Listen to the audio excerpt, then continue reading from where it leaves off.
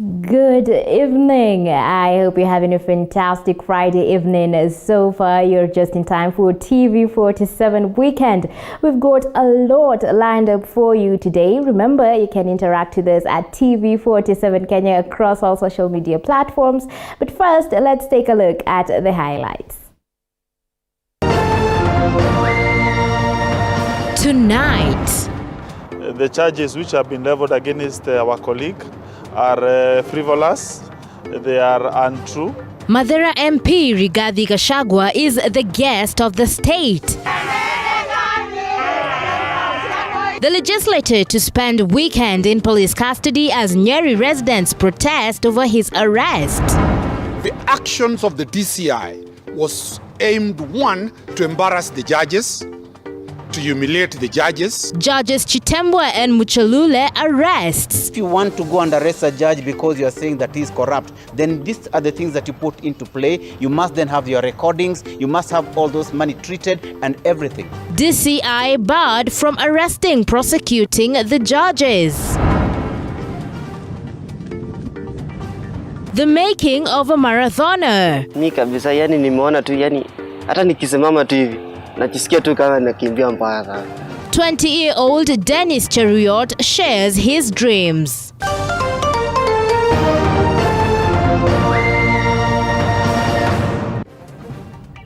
Welcome to the broadcast. Mini Mbesa is our sign language interpreter. I am Muthoni Maina. Starting off, Mathira MP Rigathi Gachagua will spend the weekend at the Gigiri police station. The MP was arrested over claims of money laundering early Friday in his Nyeri home and later grilled at the DCI headquarters in Kiambu. Earlier, Nyeri residents protested his arrest, barricading roads, demanding that the legislator be released. Josh Ansare with the details. Mathira MP Rigathi Gachagua has been detained at Gigiri police station until Monday. This is after DCI slits raided his rural home in Nyeri on Friday.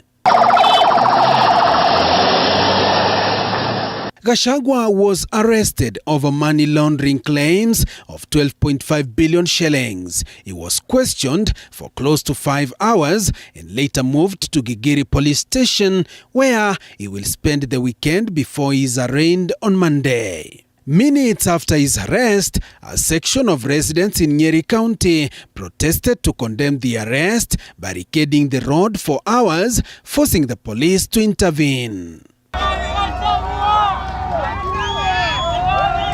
However, another group which backed Rigathi's arrest held protest in Nyeri town demanding for proper investigations. The MP has attributed his arrest to the just concluded Kiamba by-elections where UDA candidate won against the Jubilee candidate, saying Kiamba is just a tip of the iceberg, vowing to stick with the Deputy President William Ruto in the 2022 election.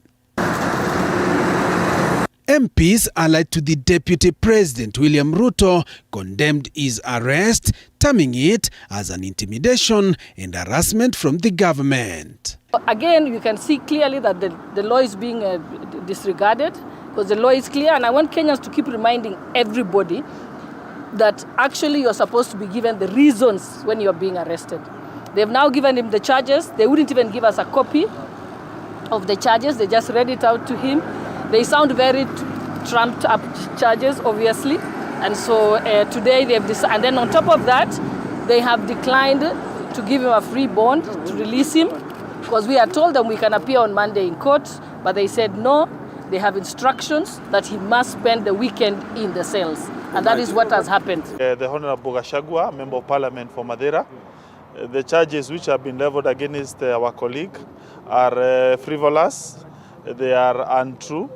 And we also ask, why is it that there has been a lot of double standards? That these are the kicks, last kicks of a dying horse.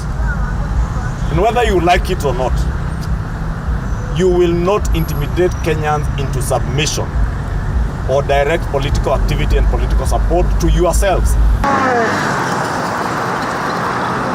Joash Onsare, TV 47.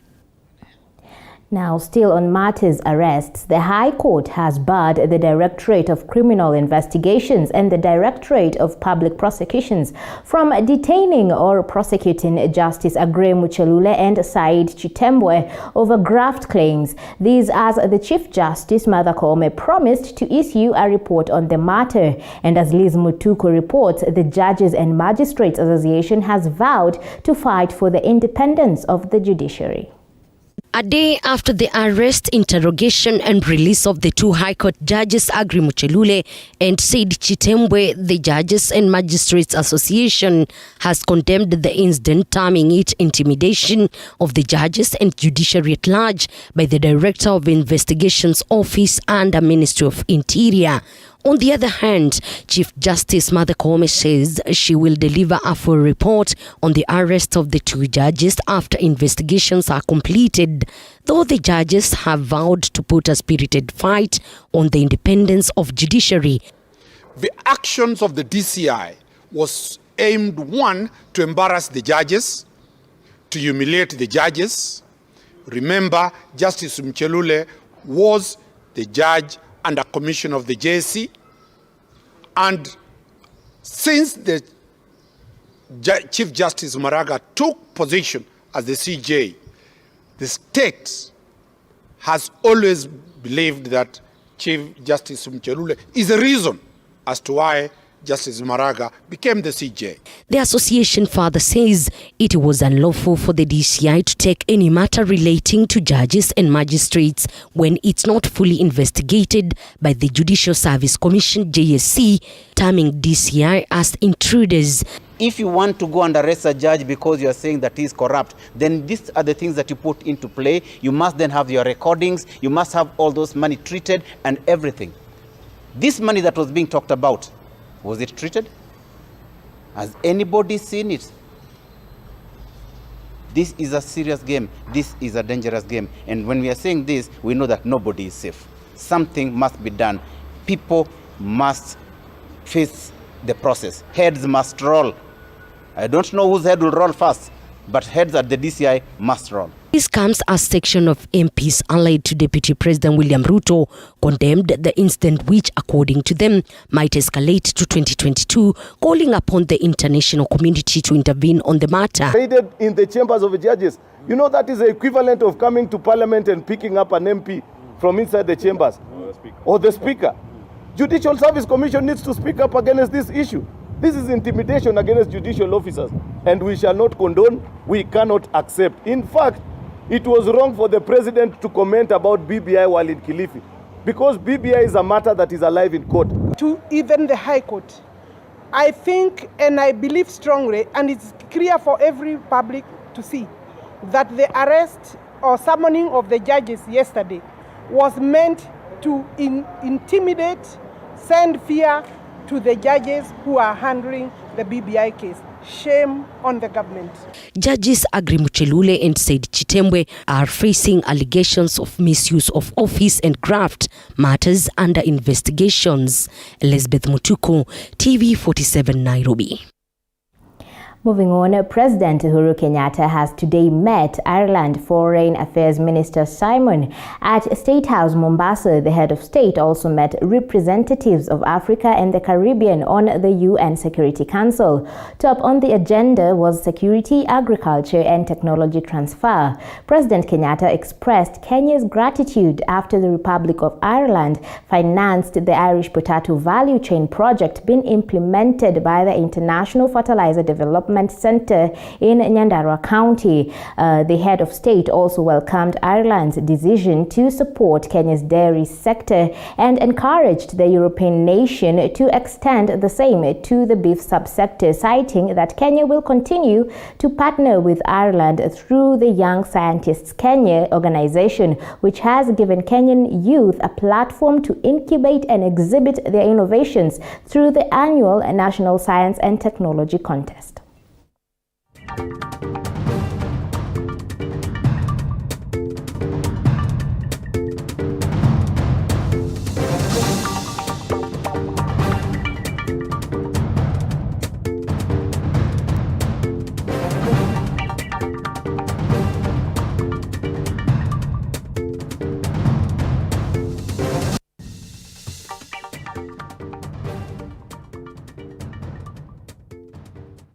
Moving on, last week a video of a student running to school alongside marathoners in Tarbo constituency, Uasin Gishu County, went viral, catching the attention of Kenyans online who were impressed by his abilities. 20-year-old Dennis Cheruyot's routine and a common sight for villagers at Tarbo, Greenfield village for months, elated Kenyans. Our reporter David Muthoka caught up with Dennis, who has since become an internet sensation at his home, where the candidate spoke of his background, drive, accomplishments, and dreams. Early last week, this 49-second amateur video of a student running to school would have easily passed for any normal occurrence. After all, this is the way things are done at the North Rift until the 10th second, where all the difference creeps in. Within the reach of the student are elite runners on their morning jog, where with every leap, the student whose only worry is making it to school before the 7 a.m. bell seems to be closing the gap. Notably in full school attire, comprising of a pair of seemingly heavy shoes and a school bag, while the runners, who are now just at arm's length, are in light training gear, the student is literally giving the athletes a run for their money. It is that particular video that brings us to Kiplombe Center in Tarbo constituency, Uasin Gishu County, more than 350 kilometers from Kenya's capital, Nairobi, where we find Dennis Cheruyot, christened Eliud Kipchoge by residents. On this particular morning, we find Dennis Cheruyot getting ready for his usual morning run. Unlike other days when he runs in school uniform, today he has the luxury of a pair of sneakers and other sports kit since schools are closed. Shortly after a moment of workout, we begin. The finish line, which is his high school, is 7 kilometers away. His track, however, is a blend of all manner of conditions. First is the impending morning dew he has to carefully avoid. Then there is this dry weather path comprising of harsh loose stones on its surface, and then there is the tarmac leading to his school, where he has to be cautious of oncoming traffic. Within minutes, Dennis reaches his target, and as he takes a breather, a conversation ensues. The fifth born in a family of 8 says how the video went viral caught him by surprise. I used to run a daily morning when I'm coming to school. So, si ati nimeanza juzi. Watu nakimbia daily morning. Hiyo ni routine yangu tu. His zeal has seen him elevated to the game's captain position just months after joining RCEA Kiplombe Secondary School, where he is a candidate. Mimi napenda mambo na game sana. Yeah. Mimi na participate hata kwa kila kitu. Mimi niko stepo kila mahali. Lakini kwa kukimbia, sasa niko sawa. And with no history of athletes in his family, Dennis is keen on making a name for himself. Mimi kabisa, yani nimeona tu, yani hata nikisimama tu hivi najisikia tu kama nakimbia mbaya sana. Hata yani niko na hiyo attitude ya kukimbia. Hata mimi sistuki hata. Living from hand to mouth, Dennis has, however, had to train by himself and depend on casual jobs over the weekends to make ends meet. The video, he hopes, will be a turnaround for him, having been introduced to various leaders and athletes in the region. Sasa daily weekend I used to hustle. Nienda kazi ya mchengo. Kama nimemaliza training yangu morning 6-5 hivi. Sasa huwa naenda tu kazi ya mchengo yangu. Nikipata tu vitu zangu, mimi najiwekea, tunaenda kujibaya shopping, ama nikule vizuri hapa lunch time, naenda tu kulala tu. Na saa akipata, kama anaweza pata utamini wa sponsorship, so that akuwe trained as early as possible, anaweza kuja kuwa mtu wa muhimu, anaweza vunja hata ile rekodi ya Kipchoge. Drawing his inspiration from world record holder Eliud Kipchoge, Dennis has set his sights on competing at the world stage, particularly at the 2024 Paris Olympics. Mimi nikajipata huko kabisa nikiwakilisha hii nchi yetu. You know, I'm proud of being a Kenyan. So Ningependa sana nionekane huko nikiwakilisha nchi yetu vizuri sana. He terms this year's Olympics, which begin on Friday in Tokyo, as the perfect learning experience, as he wishes the team representing the country all the best. Having recently joined a school whose motto is a tradition of excellence, young Dennis believes he's up to task. He tells me he believes each letter in Eliud Kipchoge's words that no human is limited. David Mudhoka, TV47 at Kiplombe, Turbo constituency, Uasin Gishu County. Thank you, Mudhoka, for that inspirational report. We wish Dennis all the best of luck.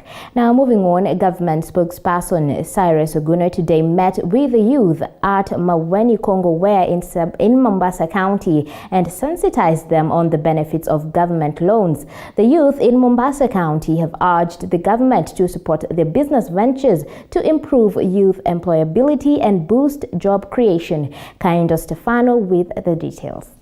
Encourage the youth in the country to take advantage of the government loans to boost job opportunities.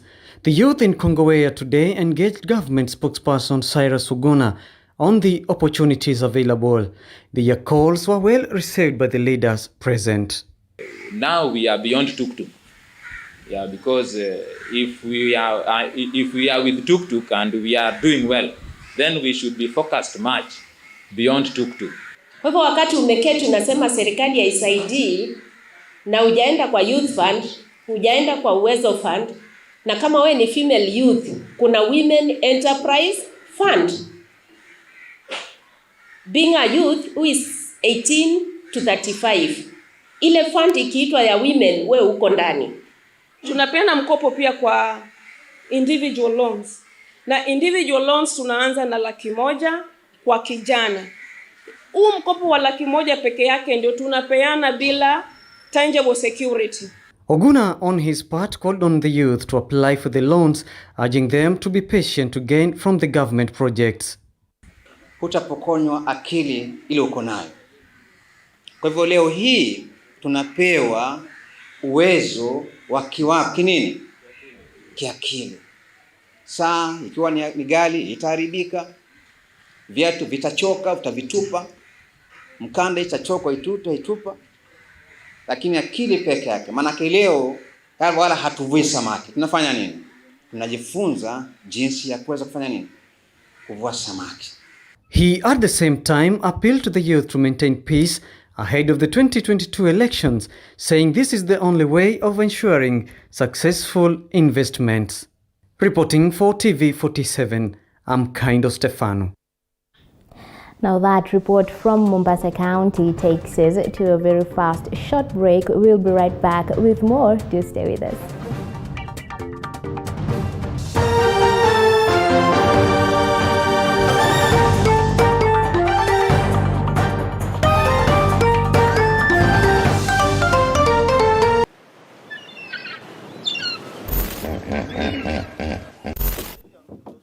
Why crocodile inaweza tokea juu. Hiyo sijakula hata unataka nikufe kabla ni. I don't like it. I don't. Miss Kai na hipo ikitokelezea ivuruche simu yangu. No, ni sawa. Those who know me will tell you I'm not a lover of large volumes of water. But for you, we rove the different parts of the country and beyond just to make sure that we bring you the experience. We educate you, we entertain you, and we inform you. That it's not political and it can do something. As we sail the boat of Morning Cafe to enlighten you, entertain you, and inform you every Monday to Friday, only on TV47.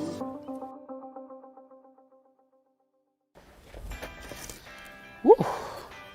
Construction can be quite a task, but how do you move from finding your piece of land, sourcing the right materials, getting the right labor force to put up your building?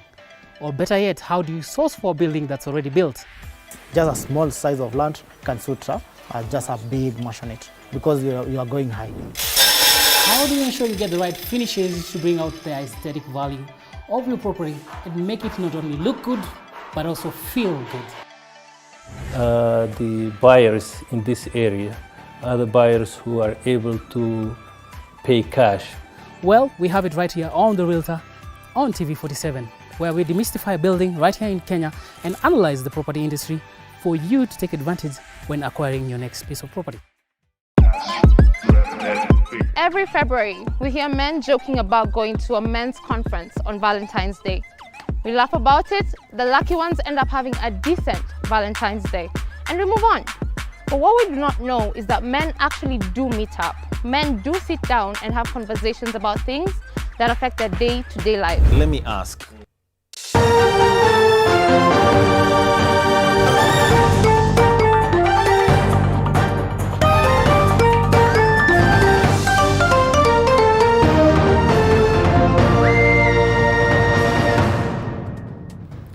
Welcome back to TV47 Weekend. Now, a businessman accused of shooting 2 police officers and a waitress at Quivers Club in Kasarani area here in Nairobi will spend another 2 weeks in custody after the court denied him bail. In a ruling delivered by Milimani Magistrate Esther Kimilu, Mararo to be detained at Industrial Area Remand Prison until August 5th, 2021 to enable the state put key witnesses under protection. The court noted that the charges facing the accused persons are serious, and some witnesses say they fear for their lives. For the benefit of the witnesses who feel threatened and who feel that the venom which the accused had could still be there, and now that he was unprovoked in the incident, could still injure more people or people associated with the case. That's why he's been detained for 2 more weeks at Industrial Area Remand Prison, and will be produced on 5th of August, when now the DPP will present the status as to witness protection, and then now Dixon can be released on stringent bond terms. Moving on, family planning is a topic that has been embraced by many modern families to ensure they plan their families accordingly. However, in patriarchal societies like Kenya, men continue to wield excessive power that determines contraception use among women. Our reporter Violet Auma interacted with members of the Banyalo community in Kakamega County, and as she reports, women are forced to devise new ways of ensuring they plan their families without their husband's knowledge. Muhula Village, Navaholo, Kakamega County. We arrive at Gentrix Wekesa's home. She has just harvested beans. She got at least a good harvest this season. However, anxiety has taken toll on Gentrix. The mother of 10 is concerned about her latest decision. The 30-year-old is expecting her 11th child, now 3 months pregnant. Watoto ni mwaka moja, huwa namaliza mwaka nina pole, nikianza tu kwenda period mwaka moja mwingine, mwaka ikipita mwingine. Hata sasa niko na mimba miezi 3, mtoto ako na mwaka moja, hata achamaliza vizuri. As a sole breadwinner in her family, she is burdened with the responsibility of taking care of her children. Her husband has not lent her a helping hand for years. Ikabidi mtoto mmoja aliachia class 7, alikuwa anafukuza uniform, wanataka pesa, mpaka nikafika mahali nikasema sasa hivi nitafanyaje, na akaacha tu kusoma. Second born pia ameacha kusoma, naye nimempeleka mahali kuchungia mtu ng'ombe. Sasa zingine wakimulipa huwa ananipa yako, na nasikia vizuri na watoto sasa kwa nyumba.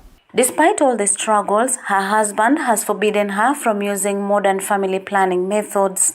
Niko na watoto 20. Si mambo ya mabibi kupanga uzazi hatutaki. Nataka tu aongeze. Ukikosa watoto wanakucheka. Najaribu kumuelezea vile maisha inaendelea, akakataa. Nikaenda hata hospitali nikauliza sister. Sister akasema tu weka tu uone kama atakufukuza. Hakika nikaweka shindano ya miaka 3. Vile nilikuja na akasema nini hii yenye wameweka hapa. Mimi nikamwambia mzee, hata basi nitasaa tu watoto, lakini wacha hao wakue kitoko, sababu ninatafuta kwa nguvu zangu na kusaza kila wakati nitaisha nguvu. Akanichapa mpaka tukarudi huko, akaenda wakatoa shindano, na tulienda tu naye na akasomea huyo sister, alikuwa sister Julia. Amwambia mambo ya kuharibu mabibi za wenyewe hapa, mjue kitu yenye iliwaleta. Sasa nikaamua tu acha nimsalie vile anataka. Just like Gentrix, the situation is replicated in many homesteads here. Women remain in bondage due to such outdated traditions. Nikakuchako na draft siku ingine akarusha kwa choo. Kasema hiyo hapana. Bora afikishe tu yenye nataka. Akifikisha kama 22. Mtu anasema ati watoto wakiwa wengi hata mwingine akue chambasi, mwingine mwizi, mwingine mwalimu, mwingine akue tu kutafuta watoto watakusaidia tu. Hasa wakikaa wakisema hivyo, wanaona kama tu ni sawa. Hasa mtu akirudi kwa nyumba ujaribu mtulainishe maisha, anaona tu kama watamcheka kwamba hana watoto. Gentrix acknowledges that family planning will give her reprieve. Toto namba 5 nilitokea kwa kusicheni. Hao watoto huwa wanisumbua kitambo, ni sai tu mtoto anguke chini. Huwa ninapitia. Nikaenda huko kanidunga shindano ya miezi 3. Kurudi akasema mimi ni mbaridi. Akasema kwa nini umekaa baridi hivi? Na akaanzia tu hapo akasema huwa ninapikiwa story nikisikia ati mtu akiwa baridi ameenda family planning. Saa hii nikipanga uzazi itanisaidia. Sababu nitakuwa free kwa kutafuta vile watoto wangu wanakula. Kulea nini na nini sitakuwa nina struggle sana. Cultural beliefs is something that is hindering many women to access family planning in this region, some of them resorting to seeking family planning services secretly without the consent of their husbands. Sasa kulingana na kimila, at least ukuwe na watoto 12 ndio wataona umefanya kitu. Things went awry for her when she took 5 years family planning method after giving birth to her 4th child. Alikuwa anashikashika kwa mkono, sasa akaniuliza hii ni nini? Hii ni nini ama umeanza uchawi? Sasa ikaleta shida. Akanichukua, ilikuwa Jumatatu, akanileta hospitali. Akasimama, wakatoa. Hata alikuwa analeta shida eti kwa nini mnaweka na mchauliza. Contraception here is talked about in low tones. Women here deciding to seek the service secretly without the knowledge of their husbands. Nilikuwa najifungua huyu hajatembea. Huyu hajatembea.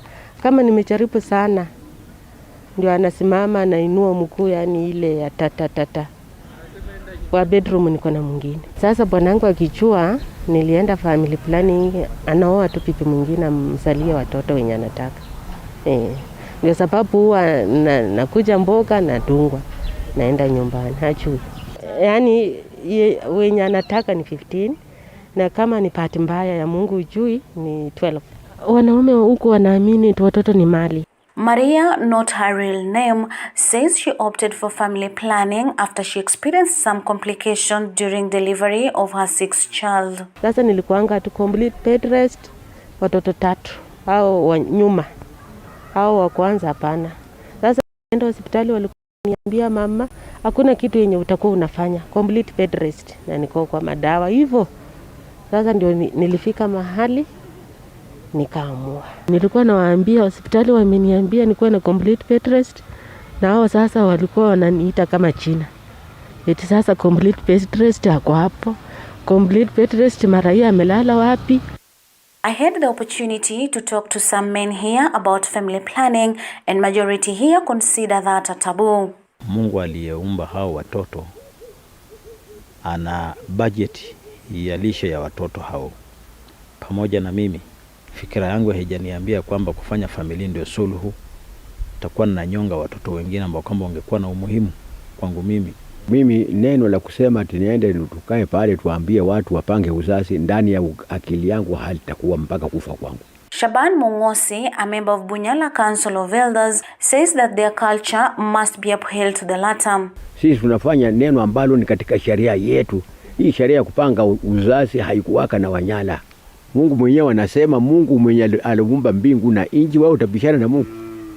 Anasema saa neni muwe kama mchanga wa baharini. Alafu wewe can you correct the creator God? Some men here, however, have a different opinion on the matter. Mtoto wa baba yangu mdogo ni rika ya mtoto wangu mdogo. Wako klasi moja. Bibi yako amebeba mtoto, mama amebeba mtoto. Sasa mkienda mahali pengine uko mgeni, unajua siku hizo ugeni ni mahali penye kuna matanga. Wanauliza hadi kwa Kinyarwanda wanasema njano uende ngaliyo anani yule mwenye yule kitumbo kikubwa. Wanasema ni pipi ya Ibrahim. Na yule mwingine wanasema ni pipi ya papa ya Ibrahim. Hapana. Hiyo maneno haifai. Hata mama sio lazima aende family planning. Wewe mtoto wake anaweza kumpandia family planning ya mtomo. Anamwambia sasa mama, leo umesaa huyo sasa waje huyo awe wa mwisho. Ibrahim, a father of 9, regrets his previous decision of siring many children. Mwenye amesaliwa na yule bibi mwenye anaishi na yeye ako 76. Ngoja alikuwa nataka nawe 77. Sasa mimi wanaangalia na naona ya kwamba mahali penye alienda kama ni shindano ya family planning inafanya kazi. Sasa naona tu ashikilie tu hapo. Naona kama ni sifa. Tukitaka kusema ati tunataka tuongeze familia, lakini hakuna sifa katika hiyo kitu. Hiyo ni umaskini. Hiyo umaskini ni kawaida, iko watu wanasambaratika wakienda hivyo, wengine wamesoma wakafika pale basi, wengine namna hiyo. Hiyo ni kawaida ya dunia. Hata unaweza kuwa na mtoto mmoja na ndio tena uwe maskini kabisa. Health workers acknowledge the challenge on the issue of family planning in this community. Wamama wengi huwa wanarudi, akifika anakwambia sister, nimejiiba tu kutoka nyumbani, mzee ameenda kazi, tafadhali nidunge tu ya miezi 3 na usiniandikie mahali, niambie tu siku ya kurudi, halafu nitaishika kwa kichwa ama naenda kusave kwa simu. Lakini hataki kuenda nyumbani na karatasi imeandikwa, kwa sababu wanasema wazee wanatafuta mpaka ndani ya manguo, na akipata ni kuchapwa ama kuzui. Halafu wengine wenye tunawekea ya 5 years, kuna mwingine alifika nyumbani, mzee alipata alichomoa na mikono hizo rods 2. Mama alirudi kama zimechomolewa na akasema tafadhali mnidunge ya miezi 3 kwa sababu hiyo hatajua kama iko. They say at least 50% of women who arrive at the hospital for delivery leave when they are well equipped with contraceptives. But there are some who come back after, that is at 6 weeks, wakileta watoto wachanje shindano ya kwanza. Most of them wanachukua a method. At Navakholo Sub-County Hospital, a total of 2,488 women were offered contraceptives in the year 2020, with a high percentage opting for the 3 months injections. Ati wazee wanasema wamekuwa wabaridi. Ati ingine wanasema wakichukua a method watazaa watoto wenye wako deformed, malformed. Hivyo ndio wanaamini kwa community. Sasa most of them hawakuji, but those who are enlightened wanakujia. A nurse at Bushiri Health Center, Jacqueline Munangasi, says they are doing their best to reach out to the residents in the rural areas using community health volunteers to sensitize the community about the importance of family planning. The use of community health volunteers who go household to household giving different health messages. They've also been taken through the family planning packages, so they'll also go and give information at home. It's easy to get these men at home than in the facility, so they also give the information at home and they share it out. Violet Auma, TV47, Kakamega.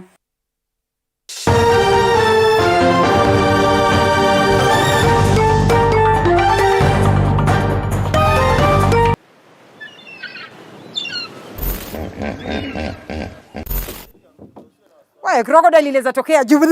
Hiyo sijakula hata unataka nikufe kabla ni. I don't like it.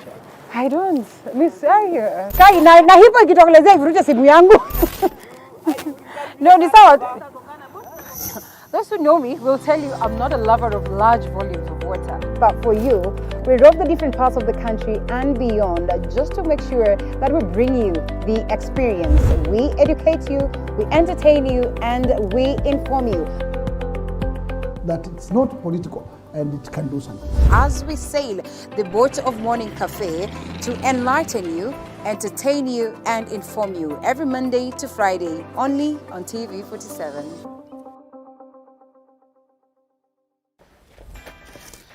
Woo.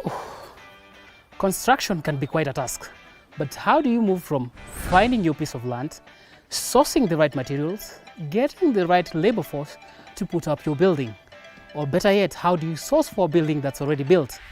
Just a small size of land can suit just a big maisonette because you are going high. How do you ensure you get the right finishes to bring out the aesthetic value of your property and make it not only look good, but also feel good?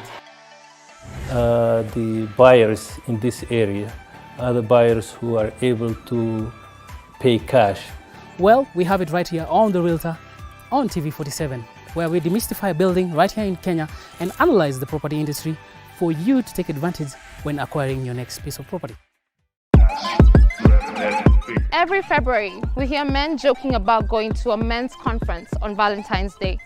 We laugh about it, the lucky ones end up having a decent Valentine's Day, and we move on. But what we do not know is that men actually do meet up.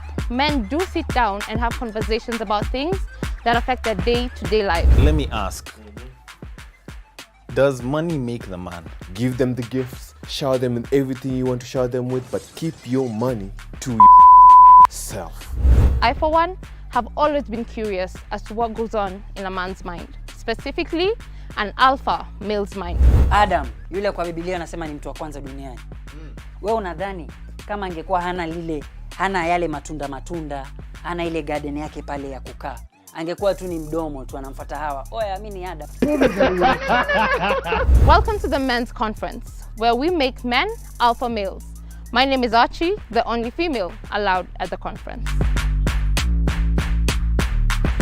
My name is Monica Nyashira Njogona. I am a wife and a mother of 3, and I am a crochet ambassador. This began some years ago when I could not find a white-collar job. I had done a course in IT. I looked for jobs everywhere and I could not find one. So I had a lot of time in my hands, and I had an idea to do crochet. So we have a WhatsApp group. There are about 3 WhatsApp groups. They are actually full. We've been sharing information, consulting, and just encouraging each other. But surprisingly, the challenges we've been experiencing are similar. So we just try to find a way of managing our challenges. Then all of a sudden there's a challenge coming up, and that is organized by the Hazina Institute. We realized that many people had lost their jobs. Some businesses were downsizing or closing, and therefore people were at home. Plus we had the government directives for people to work at home and avoid so much going outside. And we thought this would be a good initiative, not just to keep people busy, but also to deal with their mental health. Most basic stitch is a chain stitch, where you just yarn over and then pull through that knot. Yarn over, pull through the knot. Yarn over, pull through the knot. So just that. We were able to work with a consultant who helped us in developing tools to make our work easier, putting in mind that we could not come together physically. So we had some Google Forms in which people could submit their projects. We had calls. We had to do virtual meetings to make this possible. Now, part of the challenge required a bit of creativity and something that is innovative, something that is new and different. And my role in this season for them was to just help them open up their minds to see how they can take a simple show, modify it, do something different that adds value, that sets it apart from the market. This particular hat, I made it within a day. It was one Sunday I woke up and it was done. Then later on, I did the scarf. During this challenge, we were able to attract around 300 participants. And out of the 300, we were inviting people from other.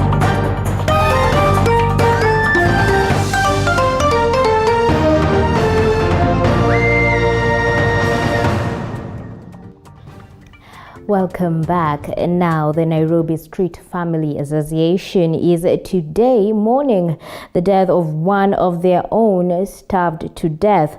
They held peaceful demonstrations at the city mortuary with appeals to the government to help them get shelter and basic commodities. This story was produced by Grace Ngahu. These kind of protests are extraordinary and one of a kind. The venue of the peaceful demonstrations was even more alarming. Nairobi Street Family Association gathered here to mourn over the death of one of their own. The deceased was known by just one name, Kamkono, passed away on Thursday at the age of 15 years. According to Kamkono's friends, he passed away due to hunger, having not put food in his mouth for days. Sisi wote ni wa Kenya, na hatukuchagua kuwa kwa street. Sisi wote ni haki yetu kusikizwa na ni haki yetu kuangaliwa. Ni aibu sana tukiona ati kesho tutakuja mazishi ingine juu ya safara kukufa. Na sasa hiyo kuna Street Family Trust Fund, hatujui inafanyanga kazi gani. Juzi tumeona kwa runinga ati wanasema wametoa 47 million. Zilienda wapi? Ni aibu sana tukiona tunazika safara. Huu ni msee wa tatu tunapeleka kuzika leo juu ya njaa. Hii ni aibu sana kwa country yetu. The street urchins calling upon the government to provide shelter, provide food and also assure them their safety in order to avoid the repeat of the same. Ilituambia hakuna mtu nchi yetu atakufa kwa sababu ya njaa. Hakuna mtu atazikwa kwa sababu ya njaa. Watatutafutia shelter, si ni ukweli? Kwa hivyo kitu ya kwanza ni healthy. Na wakatuambia kuna fund ambayo itakuwa inachukuliwa na serikali ili hawa watoto waweze kuishi vizuri. Tuko hapa kwa sababu ya uchungu ya kuona huyu kijana alilala kwa street, akajikunja hivi, akakosa chakula. Mara ya mwisho tunaitwa hospitali tukiambiwa kijana anatakikana maziwa. Maziwa peke yake hata hospitali haikumsaidia. Later during the day, Kamkono's last moments on earth and final journey to the afterlife began. Despite Kamkono living poor lifestyle, his friends gave him a lavish ceremonious send-off. Fare thee well, Kamkono.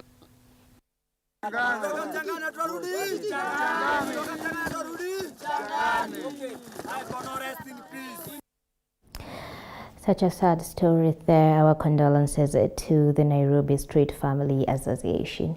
Now, moving on, parents at Mbichi Secondary School in Gatondo, Kiambu County have protested over poor education standards at the school. The parents say the school has continued to perform dismally since the head teacher was posted at the school. According to the parents, 17 students scored grade E in last year's KCSE, saying it was uncalled for.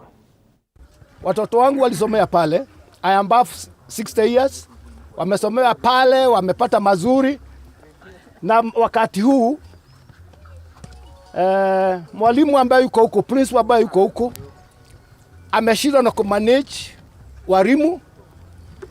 Watoto hawawezi wakapita mtihani. Mwaura aliingia hiyo shule kama principal. Mambo yalianza kubadilika. Shule ikaharibika, discipline ikaenda chini, alafu grades inakuwa baya sana. Niseme tu kama ya last year ilikuwa na A16. Tuka sana tumeshikwa na butwa kwa sababu kama wakati kama miaka kama 6 yenye iliyopita hiyo shule ilikuwa ina perform vizuri sana. Lakini saa hii mtoto mwenye amefanya vizuri, amehitimu vizuri ni D+. Kama unapata kama 20 hizi ziko huko, unashindwa hii utapeleka wapi? Even when I was elected, the issue of education performance in this constituency has been a major issue. Is something that is very close to my heart because professionally I'm a teacher, and there is a lot that we are doing and we will continue to do. And Besha is not a Now it is time to shift the focus to sports with the dapper man himself, Dennis Otieno, our sports desk news anchor. I believe that he's got a lot lined up for us today in the world of sports. Now over to you, Dennis. Very well said, Muthoni Maina, and thank you for that introduction. Now tonight, we will be telling you about the athlete that is most likely to replace the injured Geoffrey Kamworor in the 10,000 meter race in the Tokyo Olympics. We shall also be telling you about the opening ceremony of the 2020 Summer Olympic Games. Now this and more coming up.